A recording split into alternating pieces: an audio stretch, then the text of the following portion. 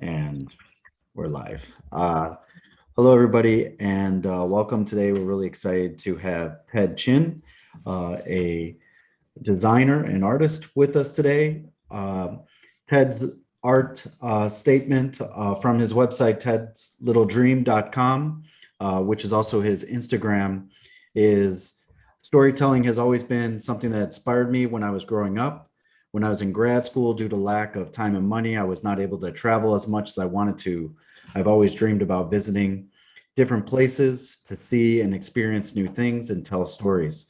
So I started to dream about it. I find it easier to tell my stories with images rather than words.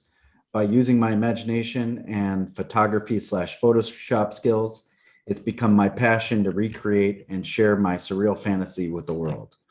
I place it into a lifetime project, Ted's Little Dream. And Ted Chin's bio is a digital artist and photographer from Taiwan, now based in San Francisco. He is most well known for Photoshop composite art. Ted's work can be described as a fantasy world with a touch of surrealism, sometimes with spirits of nature. Ted has been working within digital production for the last 6 years, producing work for countless clients across the globe. His most recent accomplishment is the Adobe Photoshop 2021 splash screen cover art. There are things in this world that inspire childlike wonder and awe, and it is Ted's passion to create and share them with the world. And I'm really excited to speak with you today. And most notably, so far in our series, we've been able to speak with a few individuals whose work provides huge impact, although blends into the internalized, subconscious, and kind of layered texture of our lives. For example, with your work and current selection as the loading art piece of Photoshop, that's one of those moments. Designers load up the applications of Photoshop, wait a second looking at your image, and then continue to work on whatever project it is that they're working on that day. And for me, and I imagine others, it's one of those moments where the image that has been loaded is unquestioned. It's canonical as elite and almost feels like it's generated by some AI that's deep within the design code infrastructure of Photoshop. There's a level of kind of immortality of the image as well.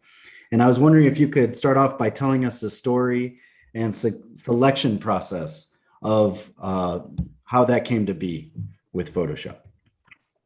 Like the how I made it to the cover, or like just yeah. Did they just hit you up out of the blue, or have you been working with Adobe for a long time? Yeah, so I think I moved to San Francisco about 7 years ago, and at the time I was just like going through grad school for like 3D animation, and that's where I gathered all the knowledge for like a lot of like basic design stuff and rules and filmmaking, storytelling knowledge from the school.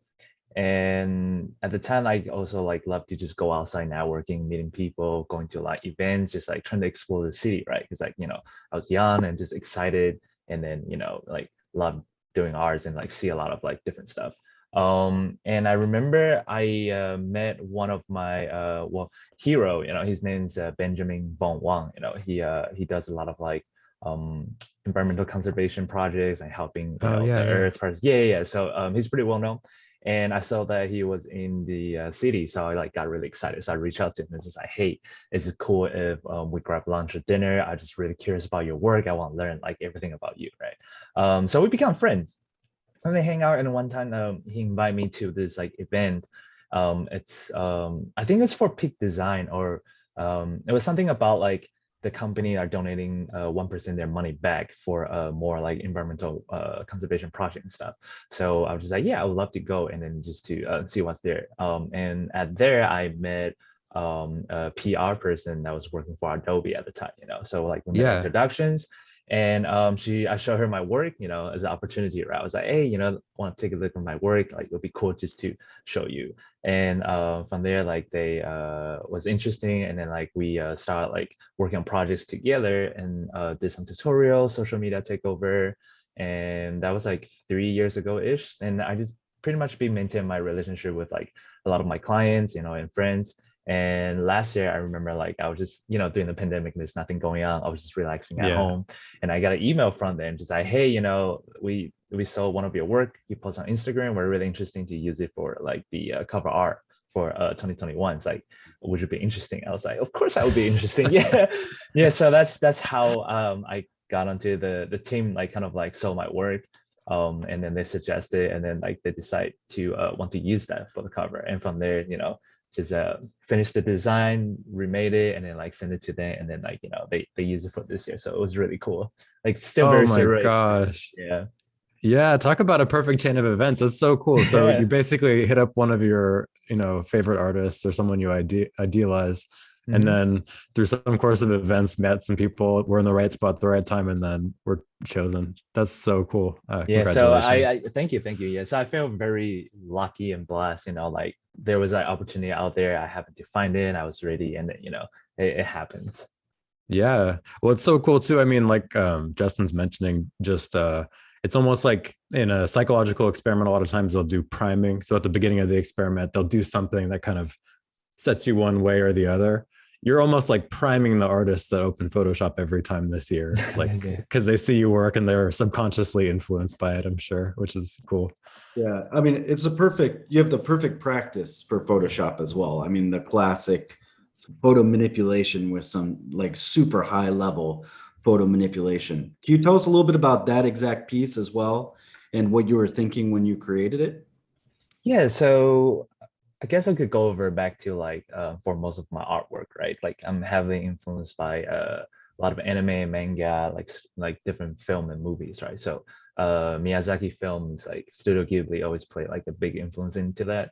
And Yeah. I personally I love natures and animals, so and surrealism, like Dali and Rene Magritte. So when I start doing like photo manipulation, like one thing I just want to do, like, oh, I want to see like things I never see before, or something, a concept or idea I saw, but like, how do I turn that into my own thoughts and like, respond to it? So a lot of time I'll use like stock photo images and like photos of my friends or something I took. And I'll just try to like stare at it and see if I can come up with like some cool concept. And all this idea could also come from like life experience, as you guys mentioned, like subconscious or like anything that I absorb into my brain, right? Like I want to dig it back out and then I use it onto my design. So the particular piece, like the flamingo cloud one, is actually from original photo was a photo I saw on Splash. It was like in Mexico, I think. It was like sunset and with the ocean and then like the pink cloud. And I was staring at the cloud, I was like, well, I wonder what I could do with it. And then all of a sudden, like I was digging around, looking at all different kind of animals. I was like, well, I haven't really seen a flamingo cloud like in the ocean before. Like I did a lot of study and like doing all kind of different artwork. So I still wouldn't say it was like original idea because I don't know. Maybe someone already thought about this already, but at least for me in photo manipulation, that was like super refreshing to me at the time. So I went to look around the stock image of like the flamingos and then like start matching, painting the cloud and make the body to like part of it. Yeah. And I made it. So the original design is actually different than the one you guys see on Photoshop cover. It's Oh, because, yeah, so I do have like the permission from the photographer, but Adobe want to make sure like there's no license issue and other things. So I redesigned the whole thing again and added like the ocean that you can see through the bottom part and remix it for that. Yeah. Oh, that's fascinating. So they made you redo your own artwork. Yeah, That's, yeah. that's So crazy. it's always interesting, like when I have to redesign something, because I'm like very stubborn. So like when I make something, I like it the way it looks. I don't want to like yeah. fix it. So it was like a Yeah, big of challenge for course. me. Yeah. Oh gosh. I mean, I was wondering about that. Yeah, since I know on your website you talked about like a lot of the photos come from you or your friends and stuff, which is a cool way to work. It's really awesome that, you could just know someone and then they take a cool picture and then you remix it and make an artwork out of it. But yeah, I was kind of wondering about that. Like sometimes you ever hit issues with permissions? I guess not really because it's almost like a remix, right? Yeah, so I would say like at the very beginning of my journey, because at the time I wasn't familiar with copyright and other things, right? So I remember using like Google search engine. Even though if you click like free to use, but like on was it Tumblr or Flickr? I think it was Flickr, Tumblr, and other website like they have like a different way like the categories. So I didn't know till later on I learned more about it. And even though I do have like gotten permission from like few, I think it was like 2 or 3 people, it was like the image I used like without knowing that, but like they were like cool with like me using it. But ever since that, I learned about it, and then like so every time now I make sure I use 2 major one I use is Unsplash and Adobe Stock, right? So I actually pay for Adobe Stocks, so get the membership subscription and make sure I have like the license for it. And for Unsplash, it's like free to use as long as like you remix it to make it different, right? So yeah, as you say, like this is something not a lot of people talk about, and I didn't know about it till like I dig so much deep into it, right? So it was like a cool thing to learn about, and then just like okay, and the more you do like design work and other thing, right? Like you learn more about like the copyright, like the concept and stuff. So yeah, this was like 6 or 7 years ago when I learned about it. At the time, I thought I was so like in so much trouble, but the photographer doesn't really care. They're just like it's fine. That's great. We're always saying that to our students. They'll ask us, "Oh, is this legal? Do we have permission to do this?" And we usually say, if you get to the point that it becomes an issue, you've succeeded. Yeah. which happened to you exactly. Yeah. You had to redo the entire artwork with Yeah. permission images. That's so funny. Yeah. So with that original artwork for the Flamingo Cloud, right? Like I reached out to the photographer, and he was fine. Like he's like, you can use it, but like the corporation company side, right? They want to make sure like, they don't want to go through any trouble, right? Because it'll be like wasting of time and energy for that. So yeah, it's very interesting. Yeah. I guess it dovetails in what does it mean to be a professional graphic designer today? For example, are there agents, board meetings, etc.? What does that process feel like today? I think if you get paid to make a design that counts you're a professional, right? Or right, someone's You're a coming to professional. Yeah. Like if someone comes to you, like they want to hire you because like your design and thing, right? I'll consider like that's the first step, right? And of course, like even though I've been doing so much design work out of these years, but I feel like I can always learn something new from other artists and designer. Even a lot of friends that I met through the social media and this journey, like every time I talk with them, I can always pick out something like I don't know or like I can learn about. So it's like we're always excited, right? But yeah, like again, as you said, right, like that's like first step, but then in the whole disaster, it's like kind of like I don't know if I would call it competition, but there's definitely like someone better, right? Someone's like there's always someone's better, so it's cool to like look up to them and learn like to be a better version of yourself, I guess. Yeah, I find that I noticed that you're also into photography, and I find that photography is a gateway to understand the detail and magic within a 2D image. How has photography impacted your practice and as a designer? Yeah, well, for me, it's like because I'm really bad at drawing, even though I practice so many times. I'm just not good at it. But with photography, there's like already like because like you don't have to design these elements, right? The nature is there designed by the earth, and then the building is designed by other people, the people how they dress and everything. Like your subjects and elements in the photography is like kind of pre-exist, right? And how you capture it with your camera, that's how you frame it. So from there, I can just use those elements and rearrange it to make a new design how my vision sees it, right? So for me, it's easier that way than like compared to like an illustrator. They have to draw everything. They have to like make sure like all the textures and lines and everything looks right into that. So photography definitely like plays like a big role into that. And when I was study like about film and design, like when you freeze like a frame from the movie, you can learn like so much about like how they design the set, the lighting, the everything. So like those definitely like helps a lot when I transition into Photoshop work. Oh, that's interesting. So you studied still shots of movies and see how they compose those and whatnot. Yeah, it was also like homework assignment. Oh, cool. That's a really good assignment. We might steal that. Yeah, there was I forgot what that book was called, but maybe the author's name I forgot too. Maybe Broad Visual Story or something like that. But pretty much we'll look that up. yeah, I'm really I would say like color is not really like my strongest like ability to like skills. So I really love like black and white design. And when you take away the color, you get to see a lot of more details in the still shots, right? So like there's like the line, the window, the textures and everything in there. And then you put the color back in there to like add more to it, So yeah, it's always fun. Like sometimes when I'm doing some artwork and I feel like I'm stuck or like something doesn't look right, I just turn into black and white again and check like everything looks right, and then you put the color back. It is a big, I don't know, distractions is the right word to say, but Yeah, I can yeah, totally understand that. I make a lot of interfaces for hardware and stuff and plugins, and a lot of times I'll specifically do that, try to do it with no paint, so it's just knobs and things like that to make sure the layout's okay, and then put the paint back on just so it doesn't distract you at all because it changes. Yeah, just like you're describing with the color. yeah, Um, yeah, that's really fascinating. I was also struck. So when we were preparing for this, I was watching and looking at a lot of your pieces.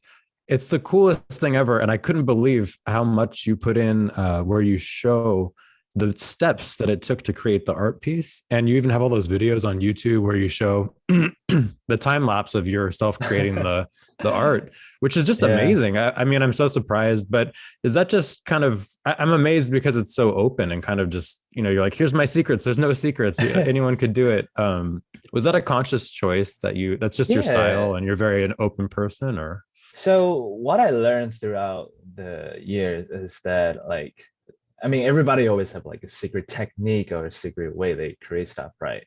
But at the end of the day, I don't know if those secrets like is that important because I think I look at it like concept is more important for me, right? Like the idea, the story that you want to tell, and like that conceptual thing is like the most important thing. And then it comes from like how you execute it. So it's like the everybody know the Little Red Riding Hood story, right? Mhm. But it's depend like how the creator is telling that story, like which word you use, the emotion, the tone, how you describe it, right? You make your audience like nervous and feel like they're part of the story, right? So you can always practice those, but then coming out with the idea of that, right? And then how that story goes, that's depending solely on you. So back in like 2 years ago, I think when I think a lot of AI tools coming out on like Adobe Photoshop and other things that helps you to make the processing editing faster. So I remember we were talking about like, oh, is AI gonna replace human, right? Is AI gonna replace our jobs and stuff? You see like this like the camera rig computer like photography shooting thing, everybody was like nervous, but like I see as like it will help us to speed out our process so we can focus more onto like the other details and like the concept with it. So that's like how I see it. So that you seeing on YouTube is actually a very old video I made. I still left it there. But yeah, like I don't feel like there's like secret onto it, but that's also how I learned into it too. So I'm like always appreciate when I see like a cool time lapse and other like videos and like speed editing people are doing because I can slow it down and break it down and learn something from them. So I think it's cool to pass that knowledge around and then to see what other people can come up with and like challenge you, right? For sure. Yeah, I completely agree. I love that you Yeah. did that.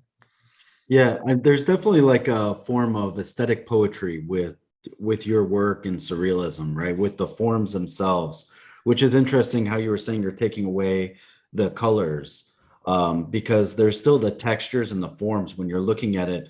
There's this poetry between these two images that starts to create that kind of like optical illusion that's part of that surrealist movement. And with Dali, one of the leaders of surrealist movement, he was looking for the use of unconscious as a means to unlock imagination. He tried to incorporate the essence of his paintbrush in life. And surrealism really bled into all the different aspects of his life and how he lived, his mustache, of course.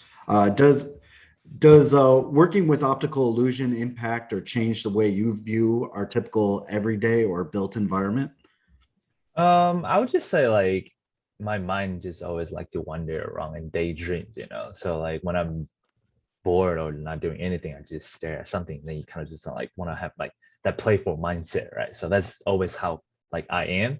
Yeah. So like I just like to play with stuff, make random noise or just like mess around things and just to see what it inspired me. So I think as I grow older, I do try to pay more attention to like more tiny details and other things that's around me. And then trying to like see if I can pick up more ideas and concept from like daily objects, right? Because that's where I want to. I think surrealism is just like challenge the way you see things, right? Of course, Yeah. there's like data and other political other thing included back in the time. Yeah. But yeah, So I like to tend to, just to see like what I could add to this subject to make it interesting, or what kind of message I want to hide in there. But sometimes it's just like I just want to make it because I like it. Yeah. No, Yeah. that's amazing. I mean, for me, it feels like, and actually like thinking about your work and kind of following your work and then following surrealism, it kind of feels like it's part of this era that we're entering into, right? It feels like, AR, filters, tattoos, graffiti, all Mhm. these things feel like this layer on top of the world that used to exist in daily life. Like we are kind of living in this more surreal kind of environment of our daily existence. Do you focus on some of those aspects as well, where you're like, that bus would look cooler if it was, like I think about Scott Mutter like standing at the bottom of an escalator and being like, there should be an ocean here. Yeah, Yeah. anything that inspire you or just like make your mind like wonder, right? Like the imagination. That's like, Yeah. yeah, I think like that's like the secret power that everybody have, but we just don't really use it too often, like imagination, right? Because like there's so many things in our life like just keep us busy, our mind, like there's a lot of things we need to do in real life to take care of. So it is rare that we have that chance just to like get playful with your own mind, and have fun with other people, right? Like we don't do that anymore as we grow older. But when we're young, we're just like, oh yeah, you throw stuff around and then you do some cool tricks and you show Yeah. your friends, right? So we don't Yeah. do that anymore. So like now we do play video games maybe, or like watch sports or do other things. But sometimes, like when you just sit there and just like activate your brain, it's really fun. Yeah, Yeah. that really struck me with your work. It's almost well, who knows? It's what different depending on what you bring to it. But for me, it was almost a reminder, and I'm sure a lot of people say the same thing. It's like a reminder to daydream again or something like Yeah. fascinating. Yeah. I was also struck by the only way I can describe it is like little curiosity sparks that you put in. So like these little tiny items that sort of like tell a story that doesn't get answered. And it's interesting that you mentioned Miyazaki and Studio Ghibli, because I feel like he's the same way. He just is putting in all these different things that leave you with so many questions. In every single scene, it's like, what was that about? What's that whole thing? And Yeah. you never quite get it. Do you intentionally try to do that and play games with it? And how much are you weaving a story outside of it? Or is it kind of just silly? Or do you really like think about these scenes and what's behind or on the edges outside of the frame, basically? Yeah, so back in grad school, I had to go through this whole thing, because like we were debating in the class, like I was like they were always saying like, your artwork or whatever story you want to tell, there should have like a meaning to it. But then my other classmate, I remember he was debating, it's like, well, you don't really have to, sometimes you just do it because you want to. So I grow to a point that I accept both way, sometimes yes, there's something I want to tell, sometimes no, because I feel like it. So Cool. what I love to do is in sort of design, like the one with like big animals is more like I'm thinking it's more like a spiritual guardian of the area. Mm. Because in religions or like all the mythology and all that stuff, right? There's all this kind of different symbolism that brings a meaning to it. And then I like to go outside hiking. So whenever I enter like a new area or mountains or lake I never see before, I'll just like, oh, I wonder if there's some mythical creatures that lives in there. That'll be cool, right? Yeah. I love story about heroes, like finding monsters or like have giant beast friends or, whichever, right? So that's like something I really like. So in most of my work, you will see that elements into it. But sometimes it's like want to see like, if I can redesign this, what it will look like. And sometimes it's like, oh, this is like a message I want to include in this. How do I design my artwork around that idea, So it's a mix of all of it, right? So yeah, people always like wonder, it's like, oh, like what does this mean? It's like, oh, it is what it is. But also I love, like I think we all love like how people will interact with our work, all right, our words, like how we tell things. So you like the art sometimes doesn't have to be finished like 100%. Well, I guess you can never really finish it, right? So if you leave a little space in there, then invite the audience to use their imagination. That's where the fun is. Yeah. Yeah, there's that old phrase, an artwork is never finished, it's just abandoned or something. Yeah. So it's kind of true, right? Yeah.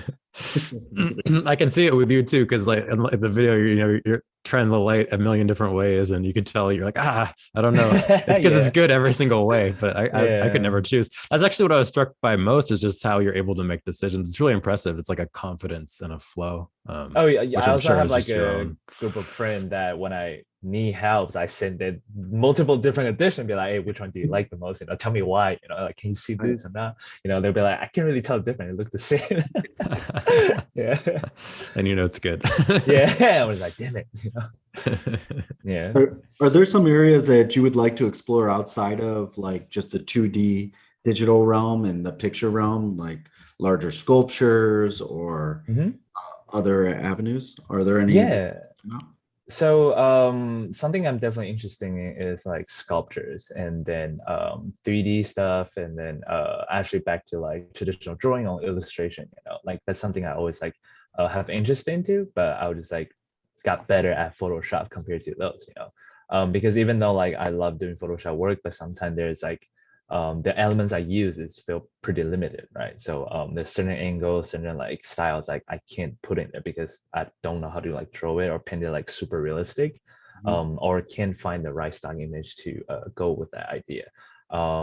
There's like some 3D plugin I'm using that you can put like object into the Photoshop and then readjust it to make it look better. Hmm. However, I do want to learn like Blender or Cinema 4D so I can create a more surrealism environment, like do some crazy thing and maybe like a small amount of animation, or just learn how to draw and paint because like that's when you can go fully like explore mode, right? Adventure mode. You can draw whatever you want, however you see things. Yeah. Yeah, that's amazing. Yeah, I can't wait to see what you do after learning the full 3D stuff. Yeah, I I need had to that learn. question as well as yeah, like large scale, or what would you do with an unlimited budget or something? Make an actual Oh, big surrealist statue or something. if I have like an unlimited budget, I would Yeah. definitely want to do like it would be cool if I can figure out like a AR projecting, right? With like the city in the middle of the night, you turn off the lights around it and you just like projecting like crazy thing that's going on there, and then you can go interactive like those interactive gallery Yeah. or Oh build like wow. giant sculptures and then like they can move or you project images on it, or there's a lot of different things you could do. If I have an unlimited budget, it's gonna be so fun. Yeah. I always like that. That's great. Yeah. How about your new kind of, or not just your new, but what are you thinking about NFTs? I see that, Oh. first of all, you seem to be doing okay with your current foray into NFTs. But what do you think about that? What do you think about this new kind of, is it a revolution? So I think there's so much story I want to tell about NFT, just pretty fun. But Oh, cool. I'll start it with one is like, so back in maybe 4 or 5 years ago, maybe I think they had a blockchain art gallery exposition in San Francisco. It was in Palace of Fine Art. Wow. And at the time I was walking around and I remember this guy came to me, he was just like, hey, are you artists? I was like, oh yeah, I do some art here and there. And he was like, oh, have you thought about like putting your art onto the blockchain? And then the next person who buy it will have like the royalties and stuff.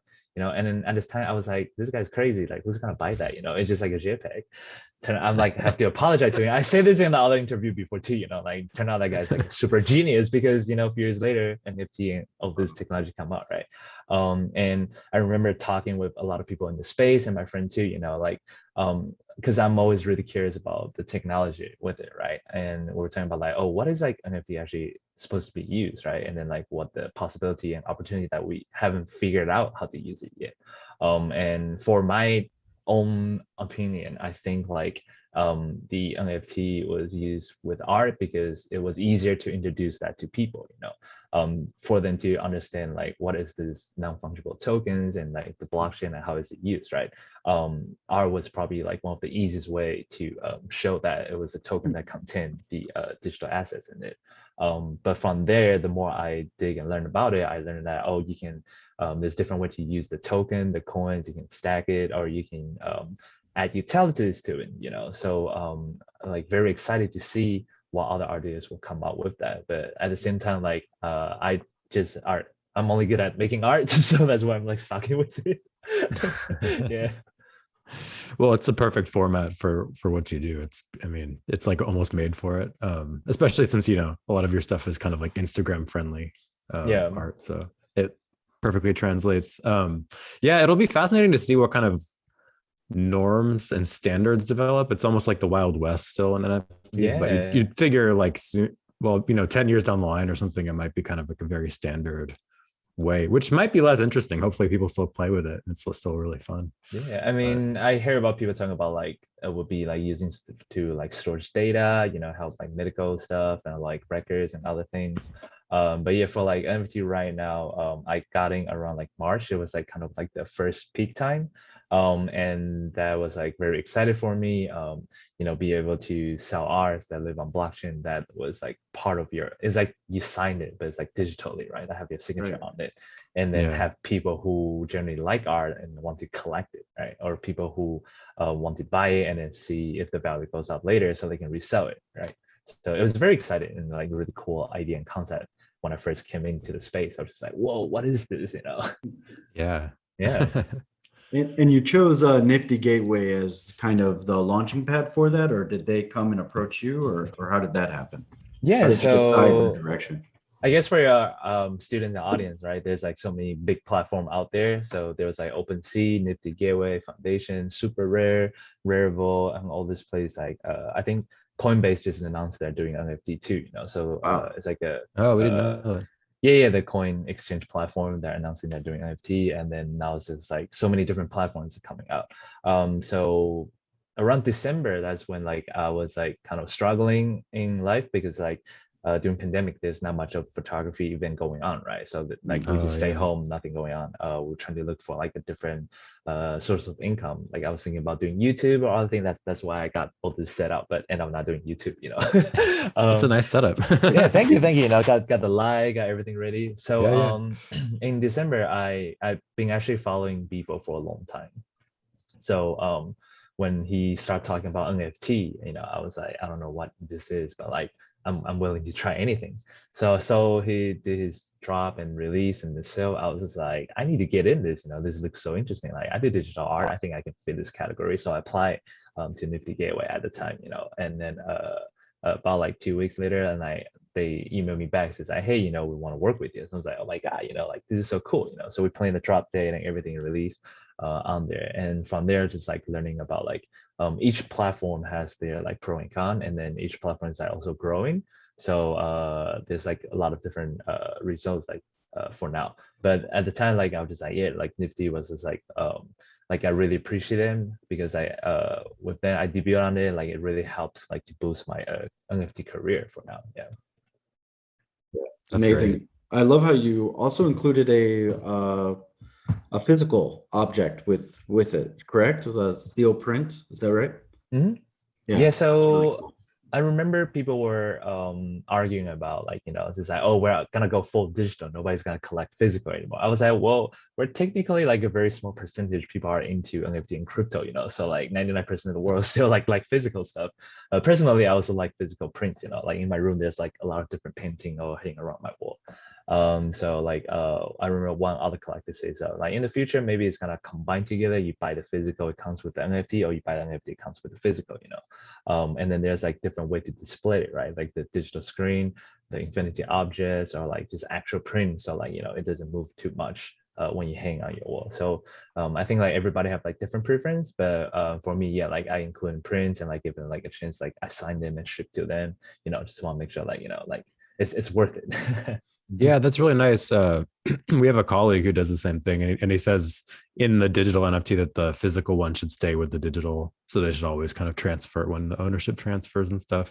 Not that you could guarantee that, but Yeah, so yeah, it's it's kind of interesting interesting. because like some people were saying, right? Well, if you sell the NFT to this person and send in the physical print, but the next buyer who want to buy it, like who get to keeps the physical, right? Because the first buyer definitely wants to keep it so they can sell it, right? Yeah. Also, I remember a few collectors that I know they don't like physical stuff or they don't have space for it, so they just want the NFT itself, And it's like, oh, I don't want a physical print. I was like, oh, okay, that's like interesting. Yeah. Really, they Yeah, refuse the physical print. That's amazing. They just don't have room yeah. for storage. Yeah, That's like they don't crazy. have the space. It's like, I'm okay. I like the digital file. I'm like, okay then. If Wow. that ever happens again, I would be happy to store your physical print. Yeah, yeah, for sure. I like the physical too. Yeah. No, this is amazing. Is there anything else you'd like to kind of add for up and coming artists or people going towards this direction? To like which advice? Like how to With, get with into the space, or like how general how to become like a professional artist, Or yeah. anything that that's you kind of like see developing, like maybe some of the stuff with AI, you're like, wow, that's going to be crazy in 5 years, or yeah, stuff like you would have wanted to know early on. Well, one thing I Anything. would know if I had a free time is like, well, beside like focusing on your art craft, right, as an artist, but also get to learn about the new things coding, smart contract, or like AI generated stuff. Like if you can train like a AI program and then like use your art to like directly to like create the artwork you want, like it will save you so much time and we're like having a lot of fun to do it too. But yeah, at the same time, like I think like a lot of artists are introvert, right? They're shy, you know, like they don't like to talk to people. They just like to do their own thing. But I think it is pretty important to go outside your comfort zone, maybe once a week or once a month, but go like Hmm. networking, talk to other people because like you don't know who you will meet, right? There could be someone just like very interesting or have like great connection you can become friends with, or post and share your work on social media, you know, because like Hmm. you have to keep making noise and then like show your work out there, even though like maybe you don't have a lot of like followers, likes, or audience, but it's good to like start building your brand, right? Have your brand identity. And from there, you know, you take step by step, you know, you got to learn about the business perspective, how to run like art and stuff. And you got to also do your art. And at the same time, you're trying to learn new things. So it's a lot of work, but Yeah. when you have a lot of time, you can do it, you know? No, you don't know how happy we are to hear that from you. We're both just grinning because it's basically what we're always telling our students Yeah. verbatim. Well, not as eloquently as you just put it and That's succinctly, right. but you're the embodiment of success that we try to teach. So it's For amazing. Yeah. sure. For sure. Beeple's kind of like a North Star for that, right? Like his Yeah. output and his presence and constantly posting. Uh, I assume you follow him on Instagram. Yeah, Did I yeah, hear? yeah. Yeah, you were How? saying that you followed him for like a really long time. He's so high up, it's like one of those, outer stratosphere artists, right? It's almost like they Yeah. function at a different world or something, you know? Yeah. So if I get lucky, I'll probably see him in New York City, you know, maybe we have like mutual friends. But yeah, so like I would say like Vivo has a lot of contribution to the 3D community, you know, that I'm not so familiar with, but I do know that he does a lot of teaching, sharing his knowledge and skills and everything to there, right? So like one thing I think maybe discouraged from like most of our artists is like they feel like they don't get enough support, right? But that's also like you have to know that beside doing amazing art and become a better artist, you also need to know how to marketing yourself, how to put your work and yourself out there so like people can see it and want to come hire you to do stuff, right? Like if you don't put on any social media, no one's gonna know who you are and what you do, right? But if you focus on too much on that, your artwork quality might go up and down. So it's like really need to balance on that. But yeah, so like that's definitely one thing I would like suggest like the young artists is like, yes, in school we teach you how to become better artists, but we never got a chance to teach you how to become like better at marketing yourself, you know? Right. Yeah. Yeah. Right. Are there any online communities that you see emerging outside of like an Instagram? I mean, I don't know what role like Discord plays with designers. Mm. I know there's Discord groups and stuff like that, or Telegram groups. Are there any other communities that you would recommend to join or to watch for that are emerging? Yeah, so I would say like one thing about like the NFT space, right? If they're interested in NFT, want to get in there, Twitter is like one of the best social media for everybody who's into crypto and NFT stuff. And Instagram, I still use it the most, but TikTok also brings a lot of like viral video for that. And yeah, so those are the three one I see the most. But there's like always like so much different like platform and website where you can release your work, right? So just try to like plan it out and then like update it weekly or every other day and build your audience there. And then it was always help, you know, to like, because like for me, right, the same, right, the Adobe team told me like my work is like, oh yeah, like let's just have him do this design, right? Yeah, I like all the subcultures on Twitter and everything, but I kind of miss when there were individual platforms that were a little bit more unique and weird, like Behance and even like Oh yeah, DeviantArt. And yeah, I yeah. mean, I know those are still going, but it's like I think it's less of a thing than it used to be. I I kind of think missed that time period in 2012 and 2015 and stuff. Behance is still good, I think, because like they also have you can go live stream on Behance. Oh, wow. And Oh, I didn't know they added that. That's cool. yeah, yeah, they added that, and Behance is actually a really good place for student. I would recommend it because if your project go viral or like got some likes and get passed around, there's actually a lot of professional people on there looking to hire individual artists, you know. Yeah. And yeah, like Twitch, you can try Twitch too, you know. Yeah, just like all this like different kind, like even YouTube, you know, like I know Yeah. this like one artist, he got really big on YouTube, so like Wow. like few of the artists that I know, some of them go for Twitch, some of them went for YouTube, some of them got big on TikTok, and then it's just like they're expanding multiple different platforms, see which one like granted the most viewing, right? And then they continue updating on there. Are you ever gonna live stream? I was thinking that when I saw your video, I could totally see you live streaming the Photoshop. Maybe it's a lot of pressure, you know, because I don't always finish my design. I don't always do it right. So I was like, do I really want to live stream? Then maybe not, you know, like, Yeah. yeah. Well, I for one would watch it. I was like, because I'm sitting there in the video, like, oh, how's he gonna blend that? How's he gonna get the dress? Oh, he did it with the dress. Yeah. That's, One yeah, idea I no, had was like to interview all the artists and like live draw some stuff and collaborate it together, you know. So that would be something like yeah, fun to do. Yeah. for That'd be sure. cool. That'd be really Yeah, cool. for if you're going social media, there's something about, I mean, the key to social media, besides creating good content, is just creating content and being prolific with content. What does your output look like? Do you set like a schedule for yourself of Mhm. output or expectations for the Yeah. different So milestones? I try to post like 1 to 3 times a week. Sunday, Tuesday, and Thursday is my favorite time to post around 9 Wow, p.m. or yeah, around 8 p.m. Yeah, around that time. Yeah. So I do that cool. constantly every other week. Even if I don't have any content, I just repost. It's totally fine too. Because there's always someone who never see it before, right? But it just like keep your social media activated because you know also every social media have different algorithm, you know, that really bugs annoying a lot of people. But if you constantly post it and push it out, you can always like get new traffic into onto Mhm. your site and stuff. Yeah.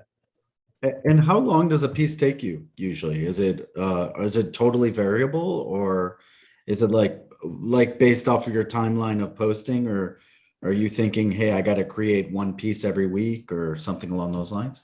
I saw Yeah. somewhere So you put 9 hours. Is that still kind of what it's like for you?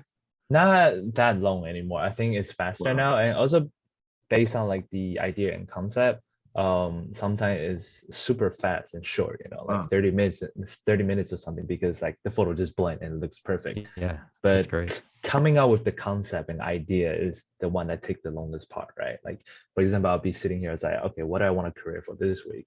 And then I have to go look around all this different photo idea and like the inspiration, and then like trying to put it onto the paper. But once you have I have something in my head or in my mind, it's like super easy to put it together, you know. But to brainstorm an idea, that took the longest time. Always, it's always harder to come up with like a cool concept, but to execute it, since I've been practicing so many years, so it's easier and faster for me just to like can get it done maybe like 2 3 hours, you know. But a lot of times I draw here, draw there, with watch some YouTube and relax a little bit, and then finish it Yeah. here. Yeah, or I would like leave it like right there and just I'll come back tomorrow, you know, like to make sure like I actually like it. Yeah. And is the genre dreaming? Is that pretty much how you look at things when you're creating? Is it to fit within this kind of dream architecture that you've and brand that you've built? Yeah, so like sometimes I'll look at it, I'll just like kind of wondering too, was like, okay, I've been creating like a similar idea and style for a long time. Maybe I should change it, right? But sometimes I really like it, you know, like why not? So it's always debating in my own head and then like trying to see like, okay, like this week I really want to push myself to make something very different. Next week is like, I feel lazy. I just add some big animals in there or something, right? And also like working with clients different too, like you know they expect the same styles but maybe like something brilliant from you, you know, so it's a lot of pressure sometimes too. But some other client, they just like, hey, just do whatever you want, you know, like stay with your style. That feels like the best because you just make something like, all right, this is good, you know. Yeah. um yeah, so like coming up with concept idea is always gonna take the longest time, but execute it is pretty fast for me right now. Yeah. Yeah. I'm just so impressed. Like I'm always really impressed, like when artists like yourself create this sense of consistency. Like you have this body of work, but you could tell that they're all made by the same hand. It's really amazing the practice, the detail, how clean all the final designs are. It's just amazing. And thank you so much Thank you, for thank you. speaking Yeah, with us today. This has been amazing. It's Yeah, we been can't tell you how fantastic. much we appreciate it. Yeah. yeah, Cool. Well, thanks a lot. And hopefully we can do this again sometime, maybe in New York with people. Yeah. yeah.